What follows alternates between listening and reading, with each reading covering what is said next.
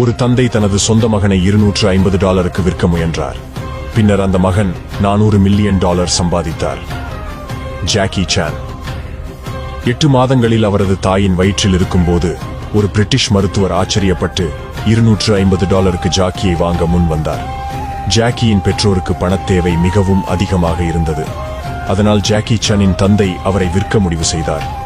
ஆனால் தந்தை தனது மகனை விற்கவிருந்த நேரத்தில் அதை செய்ய வேண்டாம் என்று ஒரு நண்பர் அவரை தடுத்து நிறுத்தினார். ஜாக்கிக்கு 7 வயதாகும் போது அவரது பெற்றோர் ஆஸ்திரேலியாவுக்கு குடிபெயர்ந்தனர்.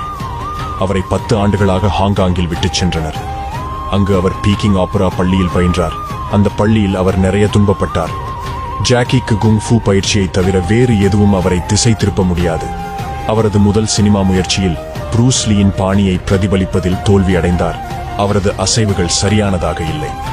20 ஆண்டு நடிப்பிற்கு பின்னர் ஜாக்கி சான் ஹாலிவுட் பிரபலம்.